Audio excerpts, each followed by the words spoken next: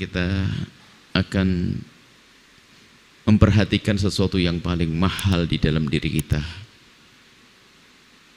yaitu hati. Supaya amal kita tidak sia-sia, maka tata hati, benahi hati, membersihkan hati. Ini disebut oleh Imam Ghazali sebagai fardu ain di atas fardu ain. Dan tidak ada hentinya membersihkan hati. Banyak orang tertipu, banyak ibadah tapi hatinya kotor, tidak dibersihkan.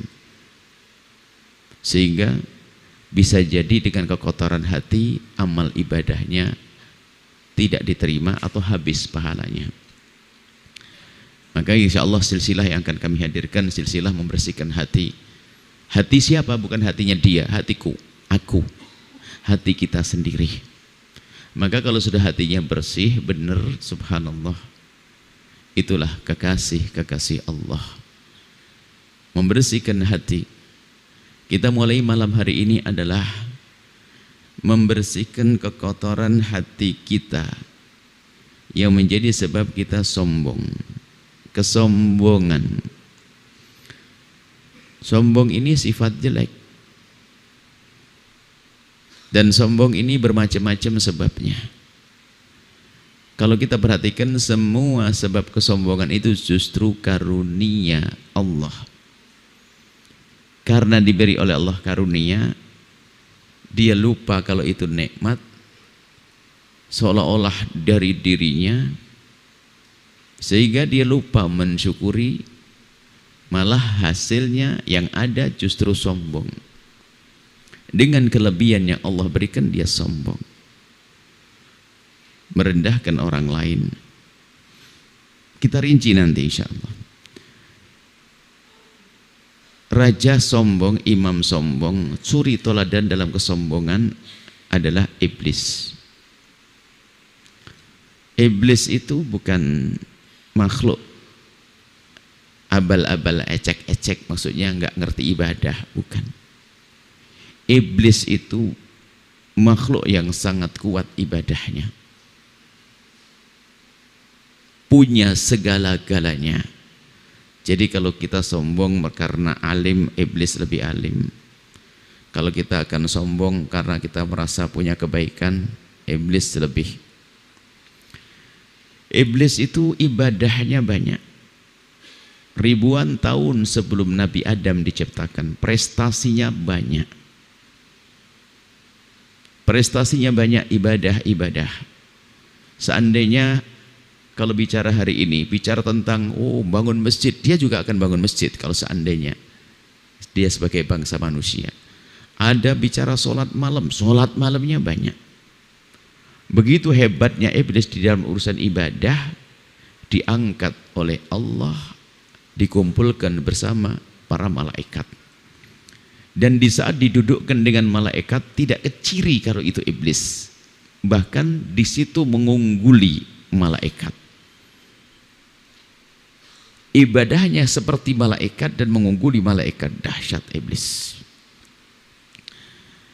Kemudian suatu ketika Allah menciptakan mbah kita Nabi Adam. Allah menciptakan Nabi Adam. Setelah Allah menciptakan Nabi Adam, wa idh qulna lil malaikati isjudu li Adama fasajadu illa iblisa. Kemudian setelah Allah menciptakan Nabi Adam, wa qad karramna bani Adam, Nabi Adam dimuliakan, anak keturunannya. Kita ini dimuliakan sesungguhnya. Cuman kadang kita mengotori diri kita sendiri. Setelah Nabi Adam diciptakan, karena ini makhluk yang dimuliakan oleh Allah, bukan karena zatnya adalah tetap makhluk dari tanah. Dimuliakan oleh Allah, ya Allah menghendaki kemuliaan pada Nabi Adam dan keturunannya. Lalu Allah menyuruh kepada iblis, kepada malaikat, bukan iblis, kepada malaikat yang di dalamnya iblis ada. Di saat Allah memerintahkan, malaikat, ini makhluk istimewaku, sudah aku ciptakan, beri penghormatan kepada dia. Sujudu, sujudlah kalian wahai para malaikat. Semua yang ada di tempat itu suruh sujud. Sujud penghormatan kepada Nabi Adam, bukan sujud ibadah. Sujud ibadah hanya untuk Allah, kepada Allah, karena Allah. Sujud penghormatan. Dan malaikat kompak sujud semuanya. Fasajadu ila iblisah, kecuali iblis. Iblis tidak mau sujud, tidak sujud, karena dia menggunakan logikanya, akalnya, dan karena kekotoran hatinya ternyata. Jadi orang kotor hati bisa beribadah, cuman ibadahnya jadi sia-sia. Makanya bisa saja ibadahnya hanya pengen disanjung, dia hanya karena sudah terlanjur mempertahankan prestasi dia itu. Ibadahnya hebat. Seperti orang menjaga puasa Senin Kemisnya sampai 20 tahun. Biar prestasi ini tidak runtuh, terus dia menjaga puasanya, tapi tidak karena Allah. Nah, iblis di saat disuruh sujud, tidak sujud. Dan rupanya dia punya alasan. Sederhana alasannya begini loh ya. Siapa ini? Makhluk apa ini kok aku suruh sujud kepada dia? Prestasinya apa? Aku sudah punya prestasi sujud ribuan tahun, tapi dia baru diciptakan. Sholat aja belum punya Nabi Adam. Sholat, sedekah belum, baru diciptakan, belum punya amal baik, belum punya prestasi. Ternyata ini ujian. Maka tolong, kita sering diuji di kiri kanan kita orang yang tampak di mata kita lebih rendah dari kita. Akan tapi bisa saja itu ujian pembantu di rumah kita,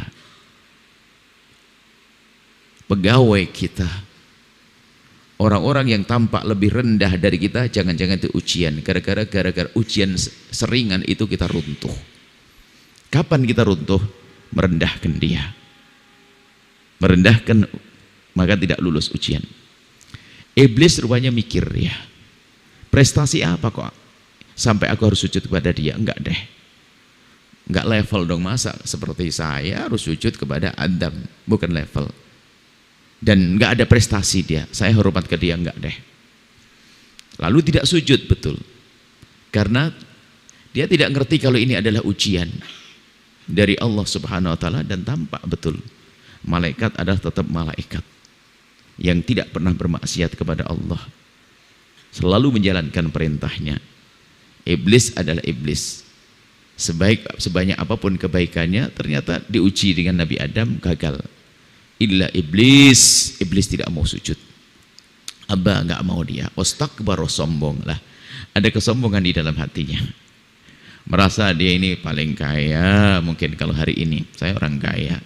Sorry dong duduk sama orang begini. Saya pejabat tinggi dong. Saya orang alim. Saya ahli ibadah, ahli torekoh kayak atau apa macam-macam. Lalu merendahkan orang lain. Kemudian lihat, sudah begitu kan salah dia. Nah, ini ciri-ciri, kalau Anda punya ciri-ciri kayak iblis, ya sombong. Kemudian kan diingatkan, ditanya kenapa iblis kau tidak sujud kepada Adam. Dan itu sudah merupakan teguran. Apa yang menjadikan engkau tidak bisa sujud kepada Adam? Padahal sujud rukuknya iblis selama ini ibadahnya katanya karena Allah, patuh dengan perintah Allah. Ini diperintah oleh Allah, kenapa kok tidak mau? Maka dalam ibadah kita ini harus kita dahulukan kepatuhan kepada Allah. Bukan melihat seperti apa pekerjaannya. Ka'bah adalah benda. Kita disuruh menghadap ke sana, bukan kita nyembah Ka'bah. Perintah Allah. Biarpun ibadahnya orang hebat ngadepnya ke arah timur, ya nggak sah, nggak dianggap. Biarpun katanya lillahi ta'ala, beribadah tapi tidak melalui petunjuk Allah Subhanahu wa Ta'ala, maka tidak diterima. Dia berhujjah, dia merasa rupanya, lah ini loh perasaan merasa lebih unggul ini kan repot. Sebab keunggulan yang sesungguhnya adalah di mata Allah, bukan perasaan kita. Dia mengatakan, ana di saat itu khairun minhu, aku lebih bagus dari dia ya Allah. Di hadapan Allah berani ngomong aku lebih bagus. Kau ciptakan dia Adam dari tanah dan telah kau ciptakan aku dari api. Di Al-Quran begitu. logika, secara akal, dari mana penjelasan bahwasanya api lebih bagus daripada tanah itu mulai kapan? Itu kan perasaan dia, ini perasaan. Jadi sombong itu dikuasai oleh perasaannya. Dan mulai kapan tanah lebih bagus dari api atau api lebih bagus dari tanah? Nggak ada. Semuanya adalah di hadapan Allah sama. Makhluk Allah. Aku makhluk, pembantuku makhluk. Aku makhluk, pegawaiku makhluk. Aku makhluk, bawahanku makhluk. Sama di hadapan Allah. Tidak perlu mengatakan ana khairun minhu, aku lebih bagus. Aku lebih bagus. Nah, setelah itu lihat. Diusirlah iblis. Diusirlah iblis. Karena dia bukan bertobat.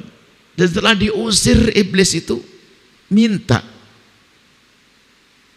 Rupanya ada sesuatu. Minta agar diperpanjang umurnya untuk bisa menggoda anak Adam ini. Lihat. Dan dikabul oleh Allah. Sudah iblis, begitu maha kasihnya Allah kepada hambanya minta. Mintanya iblis coba kalau dia pinter beneran. Daripada minta dipanjangkan umur untuk menggoda anak Adam, mending minta dikasih pengampunan, kan beres. Cuman memang orang keblinger, makhluk keblinger seperti itu. Minta, beri aku tempo ya Allah untuk bisa mengganggu anak Adam. Dan diberi tempo iblis sepanjang-panjangnya. Nah ini kisah iblis. Makanya kita harus cermati, jangan-jangan sifat ini nempel pada kita. Sombong, dan sombong itu adalah dibenci oleh Allah. La yadkhul jannata man kana fi qalbihi mithqalu dzarratin minal kibri. Kalau ada kesombongan enggak masuk surga. Sesuai dengan kadar kecilnya. Dicas, dipanasin dulu, dibakar dulu. Bahkan bisa sampai kesombongan yang mengeluarkan orang dari iman. Ini contoh. Orang sombong imamnya adalah iblis. Adapun mbah kita lawan sombong, tawadhu dan insaf. Nabi Adam di saat dilarang memakan buah khuldi, di saat dilarang untuk makan buah tersebut, iblis yang sudah punya dendam, nah ini sombong itu menumbuhkan dendam, sombong menumbuhkan ngiri, jadi gara-gara kesombongan. Makanya ini adalah dikatakan sebagai induk dari bermacam penyakit kotor dari kesombongan ini. Sombong ini biarpun tidak tampak punya kelebihan karena sifat sombong. Ini macam-macam sombong, nanti kita selentrehkan. Adapun Nabi Adam alaihissalam, nah, beliau ini adalah di saat dilarang makan buah, makan. Setelah makan kan dianggap ini oleh Allah kan dia ditegur, ini kenapa kok sampai makan begitu? Rupanya Nabi Adam keburu menyadari kalau itu adalah melanggar.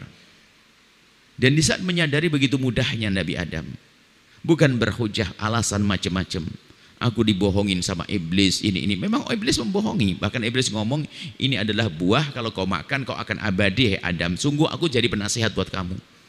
Nuh, di tempat mulia ada makhluk ngomong begitu ya, Nabi Adam percaya saja. Dimakanlah buah itu. Lalu Nabi Adam sadar seketika. Lah itu loh cirinya anak Adam itu. Kalau anda memang keturunan Nabi Adam bukan keturunan iblis, ikuti sifatnya. Langsung di saat ada kesalahan langsung menyadari Rabbana dzalamna anfusana. Ya Allah kami zalim pada diri kami sendiri. Wa illam taghfir lana wa tarhamna lanakunanna minal khasirin. Jika engkau tidak mengampuni kami ya Allah dan tidak berikan kasih sayang, niscaya kami akan menjadi orang rugi.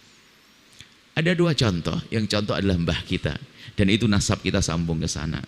Maka jangan sambung kepada Nabi Adam hanya nasabnya saja, ternyata akhlaknya musuhnya Nabi Adam, iblis. Jadilah anak Adam nasab dan akhlak. Kita keturunan Nabi Adam, lihat. Di saat diingatkan Rabbana dzalamna anfusana, mudah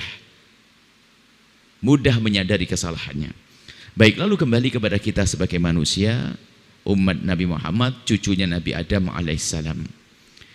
Kesombongan ini macam-macam sebabnya. Kita mulai dari kelas ustadz, sombong karena ilmu. Oh ada. Sehingga ilmunya bukan untuk menjadi sebab dia dekat kepada Allah. untuk diamalkan, bukan hanya untuk jor-joran.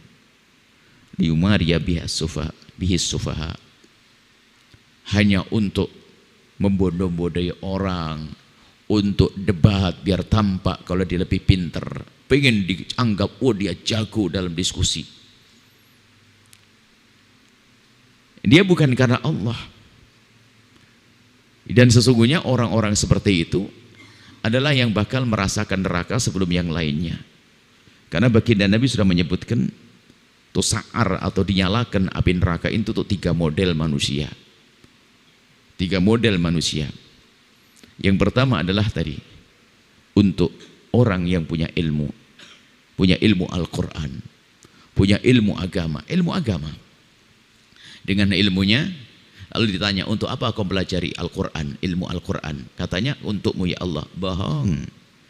Kamu belajar ilmu itu bukan karena aku, akan tapi kamu belajar ilmu sampai pintar. Kalau hari ini menghafal Alfiyah bin Malik, hafal Minhaj, segala macam kitab akidah luar biasa banyak, hanya untuk dibilang saya orang paling hebat, paling alim, dan sudah disebut engkau orang hebat di dunia. Sana kau minta pahala kepada orang yang menyanjungmu, dilempar ke neraka. Ilmu. Maka yang punya ilmu adalah jangan biasakan dengan ilmu hanya untuk membodohi orang bodoh, orang awam. Akan tapi gunakan ilmu untuk menolong mereka, memandang mereka dengan pandangan kasih sayang. Ini dari orang alim dulu. Maka jangan sampai pandangan orang alim kepada orang bodoh dengan pandangan merendahkan. Itu pandangan iblis. Iblis memandang merendah makhluk lain, memandang Adam rendah padahal Adam mulia.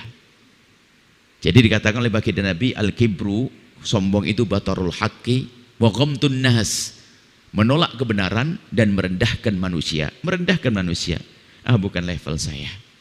Ini ada di kalangan ilmu. Orang berilmu punya. Kemudian kerjaannya pengen mendebat orang, berdebat, pengen tampil bahwasanya dia lebih hebat, action, pengen dianggap sebagai orang yang paling hebat. Tapi sesungguhnya dia adalah rendah di hadapan Allah Subhanahu wa taala. Ini yang alim. Maka pandangan orang alim kepada orang awam harus pandangan kasih sayang, bukan pandangan merendahkan. Kalau pandangan merendahkan, maka itu pandangannya iblis. Sehingga orang alim sejati yang Rabbani, yang orang alim, ulama, yang ikhlas, yang tulus, yang ilmunya ilmu yang membawa kepada kemuliaan yang sesungguhnya, mereka kalau memandang orang selalu dengan pandangan kasih sayang. Sehingga kalau melihat seorang yang bermaksiat, sedih dia, rindu untuk menyelamatkannya. Ngelihat orang bodoh, dia langsung husnuzon, mungkin surgaku dibawa oleh dia. Aku akan ajari dia dengan benar, sehingga kalau dia menjadi baik dan benar, lumayan. Itu peluang aku masuk surga. Bukan sok bagi-bagi surga. Sehingga akhlak mereka pun kepada orang awam tetap dia menghargai. Bahkan penuh sopan santun kepada orang awam. Tidak pernah merendahkan. Dan tidak bisa merendahkan. Karena dia berhusnudon bahwa ini loh yang akan menjadi sebab keselamatanku. Melihat orang bermaksiat menitikkan air mata, tidak mencaci dan mengolok. Ini kita mulai dari orang alim. Nah ini yang alim, Rabbani, memandang orang dengan pandangan kasih sayang, itulah matanya Rasulullah. Nggak sempat merendahkan, bukan kasihan tuh neraka dasar, nggak ada. Justru sedih ngelihat orang awam, orang bodoh semangat. Sehingga dakwah mereka pun tidak pernah henti, tidak pernah berhenti, dan tidak pernah bosan mengajak kepada kebaikan. Karena apa? Dia mengajak bagian kebaikan karena Allah. Nah ini sombong dengan ilmu bahaya. Iblis ada ilmunya sombong. Dan itu nanti biasanya itu nanti ribut dengan sesama. Sehingga seolah-olah bukan urusan ilmu saja, sebetulnya bukan ilmu yang dicari, dunia, pokoknya dunia. Sanjungan, tahta, sampai nanti adalah harta. Harta berebut dunia dengan ilmunya. Ilmunya bisa dijual nanti pada akhirnya. Bahkan mungkin kalau dia, mohon maaf ini, kalau dia dalam sebuah keluarga, tampak jahatnya dia suatu ketika nanti. Biarpun hari ini mungkin tampak dia ahli dzikir, sorbannya lebih gede dari ini barangkali, Masya Allah. Kalau jalan kelihatan menunduk, tapi kalau ada kesombongan di dalam hatinya, lihat nanti akan tampak. Bapaknya meninggal dunia, lihat kekotoran hati akan tampak. Lihat rebutan kantin pondok, ribut dengan saudaranya, tidak beres-beres, Masya Allah, padahal dia katanya guru torekoh mungkin, mengajarkan ilmu tasawuf, ilmu bersihkan hati, yang dibaca kitab Ihya Ulumuddin, tapi ternyata mendengki kepada saudaranya. Saudaranya pun akhirnya didengki, seperti iblis mendengki Adam. Nah ini saudaranya didengki, kekotoran hati. Apalagi nanti sahabat-sahabat yang lainnya tidak senang orang lain sukses, na'udzubillah, yang punya ilmu. Kemudian yang punya kekayaan pun juga demikian. Ayo, siapa? Kita perlu koreksi. Siapa? Kalau Anda orang alim, renungi diri Anda sendiri. Ilmu itu untuk menjadikan kita selamat, untuk kita beramal, bukan untuk pamer. Bukan untuk sombong-sombongan, bukan untuk merendahkan orang, ya hamba Allah. Kita belajar ilmu untuk kita amalkan, untuk kita ajarkan, untuk kita selamat di hadapan Allah, bukan dapat ilmu. Bahkan disebutkan oleh baginda Nabi, ada orang mencari ilmu untuk kepentingan dunia, ilmu akhirat tapi untuk dunia. Man talaba ilma mimma yubtagha bihi wajhullah, orang mencari ilmu yang seharusnya karena Allah, tapi la yata'allamuhu illa li'aradin minad dunya, ternyata dia tidak menuntut ilmu kecuali untuk kepentingan dunia, untuk tahta, untuk harta. Lam yajid arfal jannati, tidak akan bisa mencium bau surga. Nah, maka muncul orang alim yang sombong nanti. Wah, kerjaannya itu hanya pengen. Hari ini sombong itu muncul bermacam-macam. Ada setan viral, dia bergabung dengan setan viral. Dengan ilmunya bukan untuk mendekatkan diri pada Allah, hanya berpikir bagaimana viral, bagaimana terkenal, bagaimana disanjung-sanjung. Oh, menjadi paling. Mungkin kalau bahasa trending dia disebut-sebut hari ini. Omongannya, hati-hati. Kekotoran hati seorang ulama, seorang alim, hati-hati. Yang alim, ayo koreksi agar tidak sombong. Ketahuilah bahwa kami teringat seorang alim besar, Syekh Muhammad Said Ramadan Al-Buti. Beliau kalau bertutur kata, kalimatnya fasih dan enak didengar. Sepertinya ada yang menyanjung beliau itu, kalau omongan Anda kok enak sekali. Di saat disanjung semacam itu, langsung beliau sadar bahwasanya, dan beliau berkata bahwasanya, jika suatu ketika omonganku enak didengar, mudah difahami, itu aku yakin yang datang ini ada orang kekasih Allah yang kebetulan cara fahamnya tidak cepat, sehingga Allah bimbing aku agar aku ngomong yang fasih biar dipahami oleh dia. Gak berani dia menisbatkan kelebihan kepada dirinya, malah nyari orang yang paling bodoh. Bisa jadi di sini ada kekasih Allah, cuman akal fahamnya lambat, sehingga Allah bimbing lisanku untuk ngomong fasih yang enak difahami agar dia faham. Duh, orang hebat itu seperti itu, bukan so. Hari ini hati-hati, bisa jadi kita masuk wilayah seperti itu, yang punya ilmu, sok berantem, sok sanjung, viral, sanjung. Baik. Kemudian yang lain adalah kekayaan. Kekayaan dari siapa coba? Kalau Allah ingin menghabiskan kekayaan, bisa sewaktu-waktu. Sahamnya semuanya adalah dari Allah, nggak ada dari kita. Kekuatan akal kita, kekuatan tenaga kita, dan seterusnya. Kesempatan berbisnis. Lalu kenapa kok menjadi sombong dengan kekayaan yang Allah berikan? Dengan kekayaan, dia sombong. Bahkan lihat, kadang-kadang sebetulnya dia tidak kaya benar, hanya dia pengen disebut kaya. Ini sebetulnya mendak sombong sejati dia. Suatu ketika ada seorang, ini rombongan ibu-ibu. Ibu-ibu di sebuah perumahan yang katanya perumahannya orang kaya. Kita lagi bicara tentang keinsyafan dan sebagainya, tiba-tiba beliau mengiyakan, betul Bu ya. Mohon maaf. Ini rata-rata kami yang di sini Bu ya, ini kayaknya katanya istrinya orang-orang kaya. Tapi mohon maaf Bu ya, rumah kami, mobil yang kami kendarai, semuanya sertifikatnya tidak ada yang di rumah. Ini utang. Tapi biarpun ngutang, actionnya seperti orang kaya. Lihat. Nah itu memang model orang sombong. Dia pengen tampak hebat. Wow, kemana-mana pakai mobil, padahal dia punya utang. Lu nggak selamat kalau orang sombong. Itu dia ingin membesarkan kesombongannya, ditutupi dari manusia. Allah Maha tahu kalau itu nggak punya apa-apa. Hanya kejelekan umat Nabi Muhammad kan ditutup oleh Allah, nggak kelihatan. Kalau kelihatan tulis jidat itu ngutang kan. Sebetulnya enak begitu biar enggak sombong kita. Utang bukan sebuah dosa kalau orang punya hajat. Tapi kalau menjadi tren untuk menampakkan kesombongannya, sombong pengen dipandang orang sukses, sehingga dia tidak peduli dengan Allah, maka mungkin sekali dia Dia akan mengambil sesuatu yang bukan miliknya hanya untuk menggedekan kesombongannya. Bisnisnya bagaimana? Ya curang nggak penting. Yang penting aku menang nanti. Aku dapat kekayaan. Sampai dia itu nggak peduli ngambil yang haram. Mengambil yang haram. Nggak peduli nanti harus ngerebut harta saudaranya. Nggak peduli kalau ternyata kebetulan dia sombong dengan kekayaan, kok dia jadi pengurus masjid. Duit masjid diambil. Kalau pengurus pondok, duit pondok diambil. Semua jadi kesombongan, pengen dianggap lebih. Sengsara. Akan tapi yang punya kekayaan, yang punya ketawaduan, lihat subhanallah. Indah, kaya tawadhu. Sebetulnya itu antara kita dengan pembantu ini siapa yang lebih butuh? Apakah pembantu di rumah kita, pegawai di rumah kita itu butuh kepada kita, perlu kepada kita, atau kita perlu kepada mereka? Ayo merenung yang sejujurnya. Siapa yang lebih memerlukan? Seandainya pekerja, pegawai kita pergi, pembantu kita pergi, Anda masak sendiri, maksudnya. Bisa jadi kita lebih memerlukan mereka. Cuman karena kesombongan kita, sehingga kita adigang, adikung, adikuno, sewenang-wenang, seenaknya sendiri dengan pembantu di rumah kita. Dengan orang yang ada di rumah kita, dengan bawahan kita. Sombong, tidak beruntung orang itu.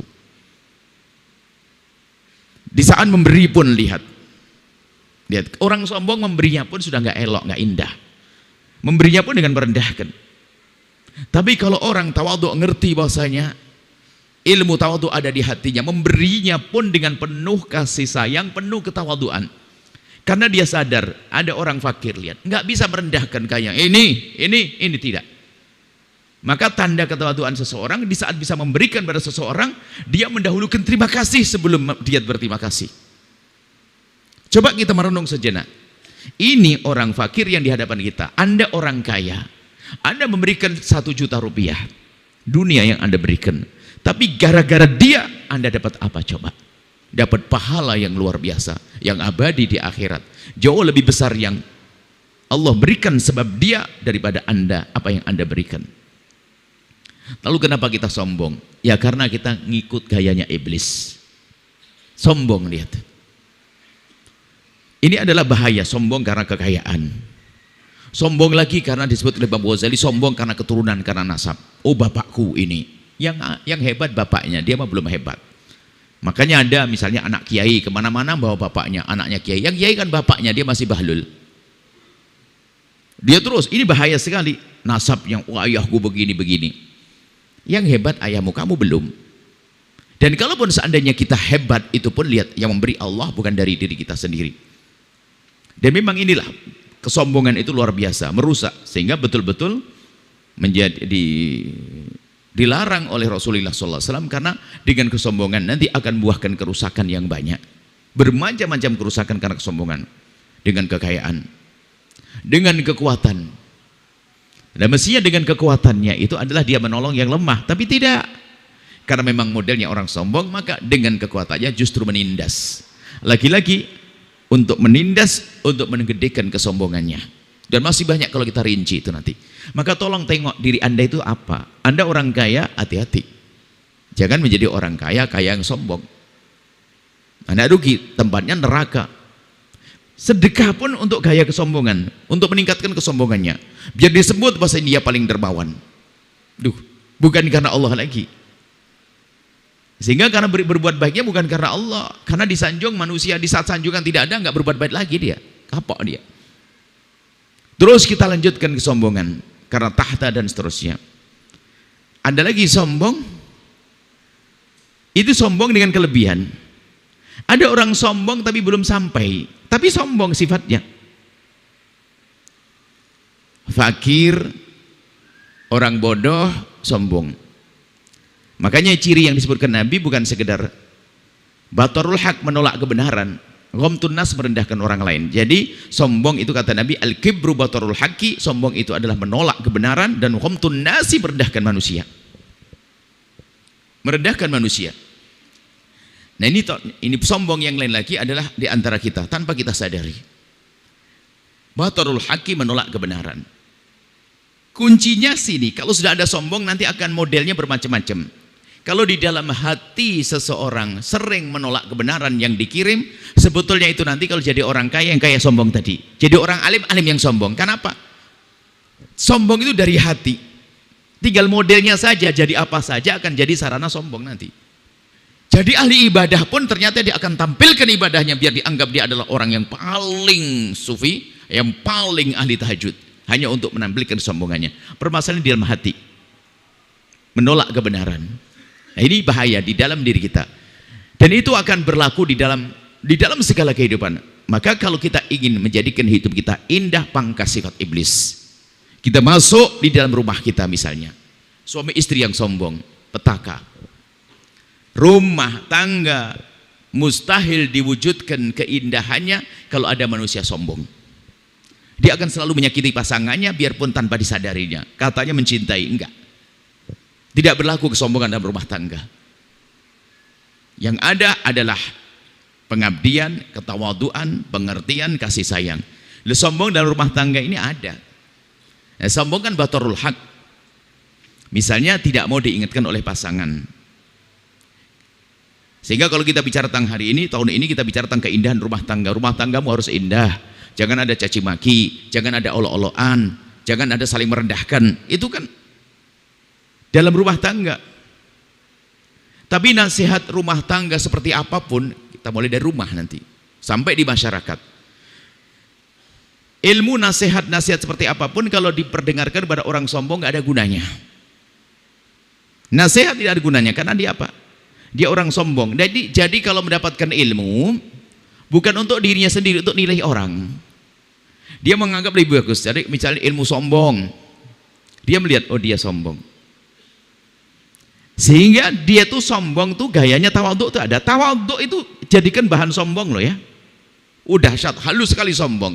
Ya misalnya orang tuh kalau duduk tuh Masya Allah diatur gayanya kayak ditimbang jalannya begini. Sampai di majelis gini tok duduknya di depan seorang guru, di depan orang lain. Ternyata waktu dia merunduk begini dia berkata, orang ini kok sombong semuanya, nggak ada yang tawaduk kayak saya. Loh, itu kan sudah sombong dia. Gayanya itu orang kok pada gitu semuanya nggak ada kayak saya. Loh, gayanya dari awal Masya Allah sopan santun, tapi ternyata dia sombong dengan gayanya ini. Na'udzubillah, kotor di hati. Maka dia nanti termasuk yang jadi rebutan. Kalau rebutan waris itu memang ada sombong di hatinya, kotor di hatinya. Nggak usah jauh-jauh deh. Kalau ternyata kita yang merebut waris, lalu sadar, itu ada kesombongan. Kita keturunan iblis. Kenapa harus ngambil milik saudara kita? Itu nanti kalau bisnis gak peduli, culas, berbohong, makan harta orang dan seterusnya. Baik, begitu bahayanya. Dalam suami istri tolong, wujudkan keindahan di rumah tangga Anda, pangkas kesombongan Anda dengan pasangan Anda. Maka yang harus kita hadirkan adalah penghargaan kepada pasangan. Siapa yang paling unggul di antara suami dan istri? Yang paling unggul adalah kata Nabi, yang paling baik. Bukan yang paling kuat, bukan. Sampai Nabi menyebutkan khairukum li ahlihi. Yang paling unggul, paling baik di antara kalian yang baik kepada saudara, kepada keluarganya. Wa anna khairukum li ahli, dan aku adalah orang yang paling baik kepada keluargaku. Maknanya apa? Jika ada suami yang baik kepada istrinya, maka dia sebaik-baik suami. Jika ada istri yang baik kepada suaminya, maka dia sebaik-baik istri. Jika ada seorang bapak baik kepada anaknya, sebaik-baik bapak. Jika ada anak baik kepada orang tua, sebaik-baik. Jadi kuncinya adalah ini, kebaikan kita kepada keluarga.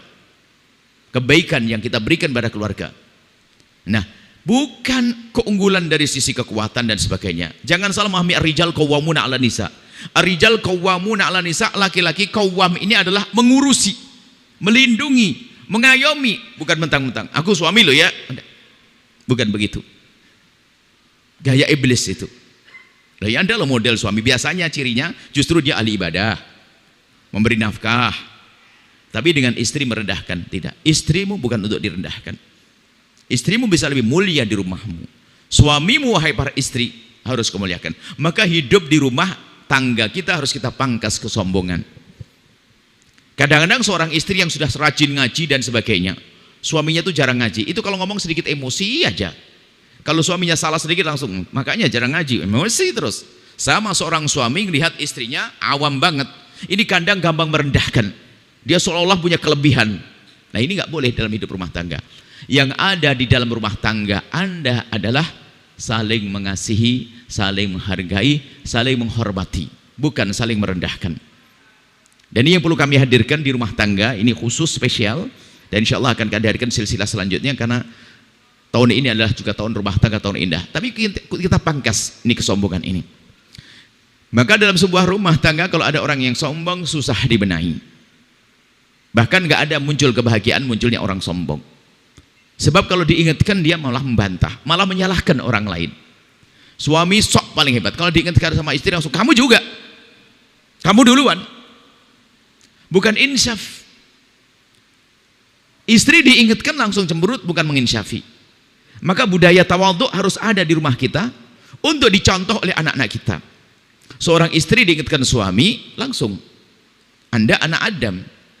Di saat diingatkan langsung, Rabbana dzalamna anfusana, iya saya nggak benar. Langsung, terima kasih suamiku, engkau telah mengingatkan aku. Terima kasih istriku, engkau telah mengingatkan aku. Coba Anda lihat di rumah Anda sendiri.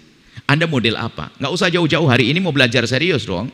Kalau Anda gayanya yang sudah sombong pada istri, Anda tidak beruntung. Istrinya akan hidup di rumahnya itu adalah di bawah naungan penindasan halus atas nama suami, atas nama cinta. Tapi sebenarnya istrinya sampai nggak berani ngomong. Ada loh ya, istri kalau ngomong sama suaminya itu ketakutan, nggak berani. Suaminya tuh monster. Tampak di rumah tangga adalah, oh ada imamnya, tapi imamnya monster, Firaun halus pakai kopiah putih. Oh menakutkan, merendahkan istri. Bukan seperti itu. Anda cucu Nabi Adam, pandang istrimu dengan kasih sayang, dengan kelembutan, tidak ada merendahkan. Mungkin istrimu adalah orang yang, mohon maaf, ilmunya kurang, tapi bukankah dia menjadi istrimu? Setelah menjadi istrimu, maka dia akan mulia bersamamu, tidak perlu direndahkan. Dan dia bisa jadi menjadi mulia dengan dirinya sendiri karena ketulusannya. Maka nggak boleh kita merendahkan istri. Sama seorang istri merendahkan suami, kalau diingatkan langsung membantah, merasa bahasanya aku lebih bagus, kenapa ngingetkan aku? Abang yang jarang ngaji, Allah. Maka kami ingin budaya di rumah, kalau Anda diingatkan oleh suami Anda, wahai istri yang solehah, pastikan wajah Anda ceria, tampakkan senyum bukan cemburut, dan pastikan Anda balas dengan ucapan terima kasih sambil mungkin mencium kening suami, makasih suamiku tercinta. Dengan tulus, pastikan kebiasaan ini harus ada. Ini pertama, ini rumah tangga harus seperti ini. Ini akan menjadikan komunikasi terbuka di kedepan hari. Nggak ada rasa takut, yang ada rasa hormat dan cinta. Seorang suami diingatkan oleh istri, langsung sanjung istrimu. Biasakan ini budaya. Kalau Anda belum bisa ini bibit sombong sudah ada. Kalau nanti jadi bisnis pasti juga merusak. Jadi ulama pun juga nggak benar. Karena memang dasarnya dasar merendahkan. Dan itu kalau dibiarkan akan berkembang, merendahkan istri dengan caci maki, olok-olokan. Istri merendahkan suami. Hati-hati, istri merendahkan suami pada akhirnya. Bukan menghargai suami. Sehingga karena hilangnya penghargaan kepada suami, lihat. So ketika kita berkata begini, cerita, hanya sekedar cerita. Ada seorang istri, kalau ngomong sama teman arisannya, ini bisa ceria, ketawa, ketawi, kesana kemiri. Tapi kalau sudah mulai ngomong sama suaminya, mulai nadanya naik. Sudah nggak kelihatan indah lagi. Ada apa? Ada kesombongan di dalam dirinya. Bahkan orang di depan kami, perempuan itu berkata, iya Buya itu kok saya banget Buya, kenapa? Saya kalau ngomong sama orang bisa lembut, tapi giliran sama suami saya, nada saya pasti naik. Nah ini ada kekotoran di hati Anda wahai istri. Dan juga seorang suami juga demikian. Di kantornya sebagai seorang direktur yang sangat disegani, wah nebar senyum ke sana kemari, tapi kalau sampai di rumah sudah jadi monster. Laki-laki bodoh dia. Semestinya adalah senyum yang ditebar di luar untuk yang ada di rumahnya. Tujuannya apa itu nanti? Ketawaduan, menumbuhkan saling menghargai, saling menghormati, yang akan menumbuhkan cinta di dalam rumah, keindahan dalam rumah, sehingga rumah itu nanti akan menjadi rumah yang layak untuk tumbuhnya anak dengan baik. Tumbuh anak dengan baik.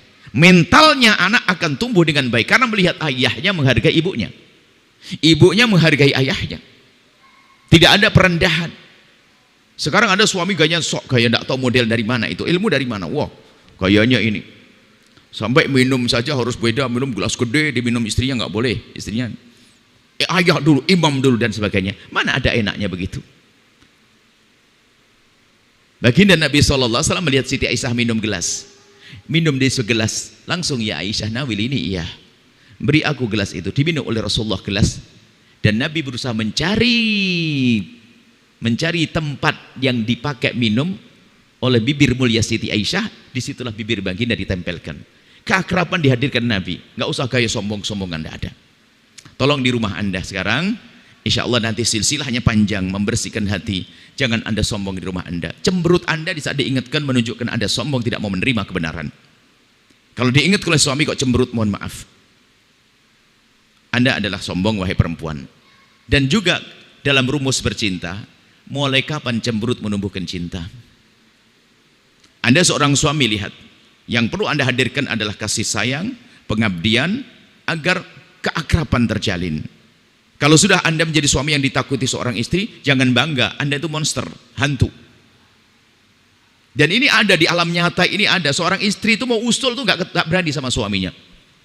Cuman gayanya kayak Masya Allah, kayak imam hebat. Tapi imam iblis dia sebetulnya. Sering hadir ke masjid. Tolong berubah semuanya. Kami rindu rumah tangga Anda indah dengan Anda pangkas kesombongannya. Dan kadang-kadang ibadahnya, kalau ibadah Masya Allah. Ibadahnya hebat, ngajinya hebat, zikirnya hebat, puasanya hebat, tapi ternyata nggak hebat dia sama istrinya dia. Ada seorang perempuan juga sama, nggak hebat sama suaminya.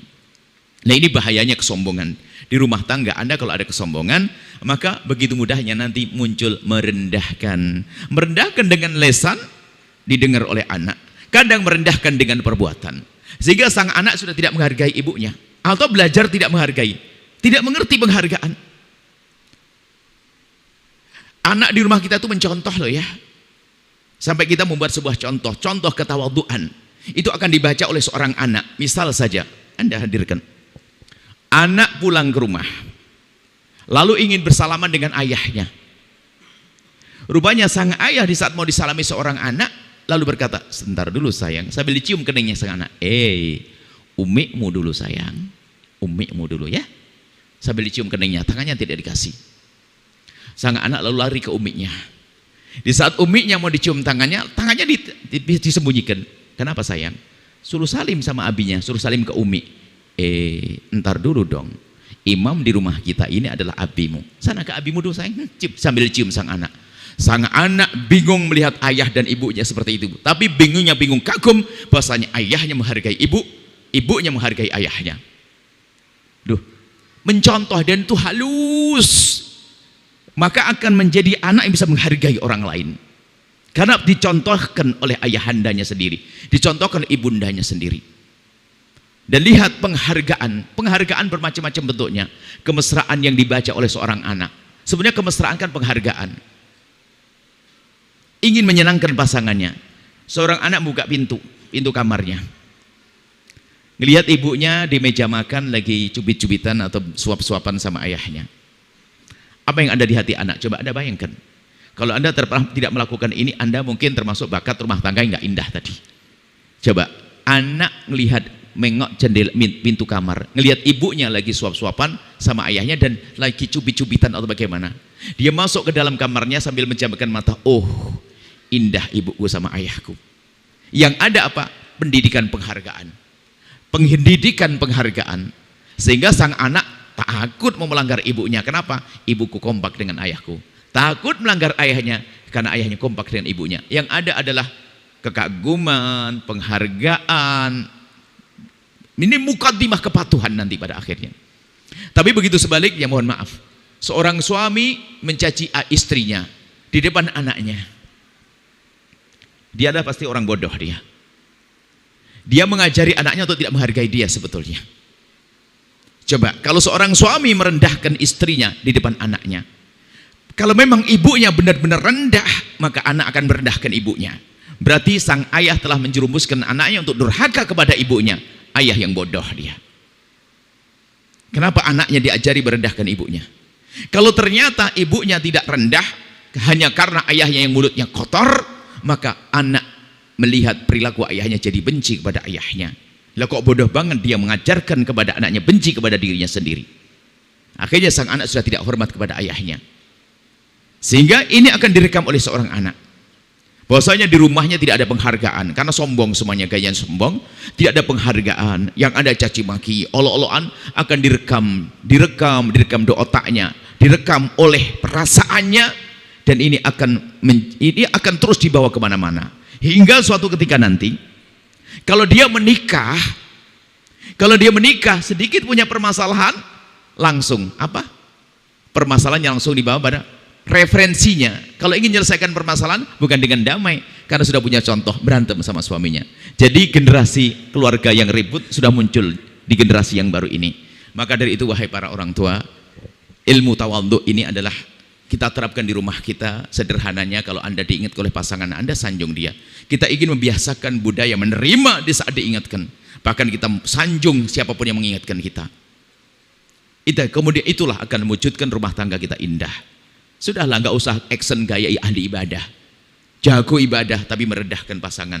Nggak boleh kita merendahkan orang di rumah kita, istri kita. Istri merendahkan suami tidak sah. Yang ada adalah sanjungan, yang ada adalah perhatian, yang ada adalah pengertian. Maka ini mukadimah keindahan di rumah Anda nanti. Kemudian nanti akan berlaku di masyarakat. Jangan sombong Anda di masyarakat. Sombong adalah gayanya iblis. Insya Allah akan kita lanjutkan silsilah ini karena penting sekali untuk menata hati kita. Sehingga muncul keluar dari majelis ini orang tawadhu. Sehingga dia akan berprasangka baik. Mungkin orang di sampingku adalah surganya lebih tinggi dari aku. Dia kelihatannya pembantu di rumah kita. Coba. Setelah ini tidak ada yang berani ngomong kasar dengan pembantu, apalagi merendahkan pembantu di rumah kita. Pembantu di rumah Anda, wahai hamba Allah, coba Anda renungi. Pembantu di rumah Anda kalau dia sedang tahajud seperti Anda tahajudan. Mungkin dia juga puasa seperti Anda puasa. Mana yang lebih dahsyat, lebih hebat? Coba merenung sedikit. Dia berpuasa, Anda puasa. Dia tahajud, Anda tahajud. Bedanya apa? Di saat berpuasa, dia yang menyiapkan makanan untuk Anda dan Anda tidak pernah menyiapkan makanan untuk dia. Waktu Anda melakukan ibadah tahajud, dia yang menyucikan sajadah dan baju Anda tidak pernah mencucikan bajunya dia. Ibadahnya sama, ternyata pengabdian dia lebih gede dari Anda. Anda akan sombong dengan pembantu di rumah? Subhanallah. Ayo kita merenung. Setelah itu, hati Anda akan menyala, bersih, bersinar, memancar dalam pandangan sejuk kepada sesama. Nggak bisa ribut, nggak bisa merendahkan. Hari ini kenapa kok muncul caci maki? Karena kesombongan yang terbangun di dalam rumah yang tidak indah. Pernah suatu ketika kami pulang dari masjid ini di malam Selasa, di daerah Kedawung sampai Mentoya sana, lihat anak-anak muda, anak-anak kecil, anak SMP naik motor, tiba-tiba berhenti pas di depan motor kita. Rupanya ada yang bawa parang, berantem semuanya. Kenapa mereka seperti itu? Oh, ini karena lingkungan. Jangan nyalahkan lingkungan. Di rumah sudah dididik keras, kasar. Makanya kasarnya di luar itu karena di rumah referensinya ayahnya suka berantem sama ibu. Akhirnya di saat ketemu kawannya bermasalah, berantem. Bukan lembut kasih sayang, bukan keindahan. Dan ini nanti insya Allah akan kami hadirkan dalam silsilah selanjutnya, membersihkan hati. Termasuk di dalamnya adalah bagaimana kita mewujudkan rumah tangga kita indah. Dan tolong Anda bukan orang sombong. Anda bukan orang sombong, jadi ilmu yang Anda dapat adalah untuk Anda, bukan untuk istri Anda, wahai para suami. Dan bukan untuk suami Anda, wahai para istri.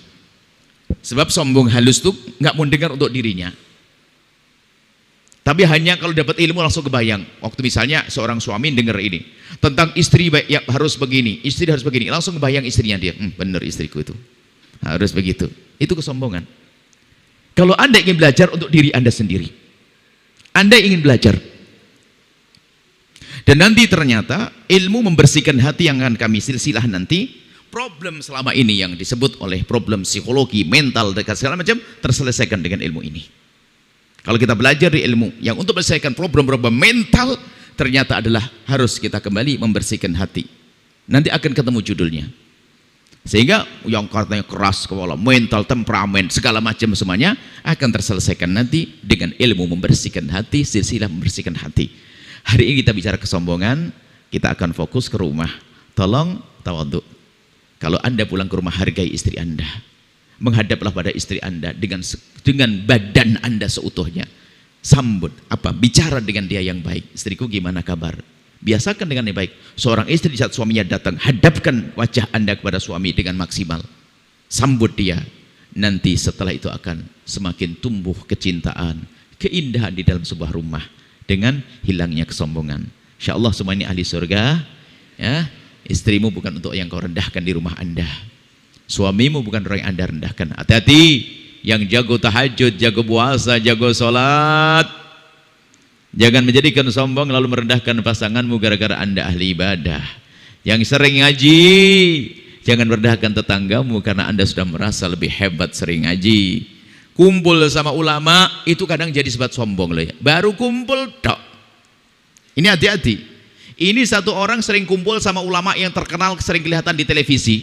Itu baru kumpul tok, itu besok pulang ke kampung merendahkan ustadz kampungnya loh ya. Seolah-olah dia sudah, wah, aku temanku ustadz terkenal. Ini ustadz kampung, bukan level saya. Loh, belum apa-apa sudah sombong dia. Belum alim loh dia.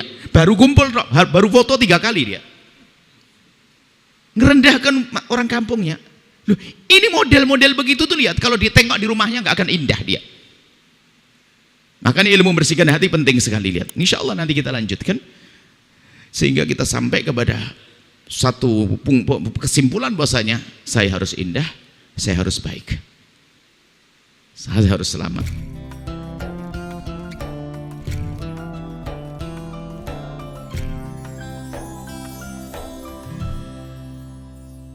Sahabat Al-Bahjah TV, setelah menyaksikan video ini, jangan lupa bersolawat kepada baginda Nabi Muhammad.